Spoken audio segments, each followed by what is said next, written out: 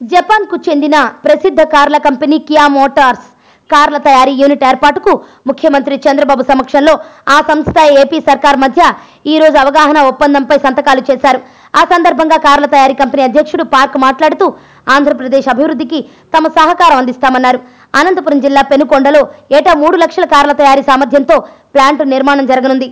2019 ద్వితీయార్ధానికల్లా ఉత్పత్తి ప్రారంభించేందుకు సన్నాహాలు చేస్తున్నారు. కియా మోటార్స్ కోసం తమిళనాడు, మహారాష్ట్ర, మధ్యప్రదేశ్, తెలంగాణ, గుజరాత్ రాష్ట్రాలు తీవ్రంగా పోటీ పడ్డప్పటికీ చివరకు ఈ సంస్థ ఏపీలోనే తమ ప్లాంట్ను నెలకొల్పాలని నిర్ణయం తీసుకుంది. ఈ ఏడాది సెప్టెంబర్ నెలలో ప్లాంట్ నిర్మాణం ప్రారంభమవుతుంది. భారతీయ మార్కెట్ అవసరాలకు తగినట్టుగా hatch back, sedan, compact, SUV తరహా కార్ల తయారీని చేపడతారు. ఇక్కడ తయారయ్యే కార్లలో 90% దేశీయ మార్కెట్లోనే విక్రయించాలని సంస్థ ప్రణాళికలు సిద్ధం చేస్తోంది. ఈ అవగాహన ఒప్పందంపై సంస్థ అధ్యక్షుడు సిఇఓ హాన్వు పార్క్, ఏపీ పరిశ్రమల శాఖ కార్యదర్శి సోల్మన్ ఆరోగ్యరాజ్ సంతకాలు చేశారు.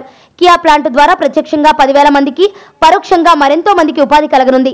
కియాకు దక్షిణ కొరియా, మెక్సికో, జర్మనీ దేశాల్లో ప్లాంట్లు ఉన్నాయి. కియా సంస్థ అధ్యక్షుడు పార్క్ మాట్లాడుతూ ఆంధ్రప్రదేశ్ అభివృద్ధికి తమ సహకారం అందిస్తామన్నారు.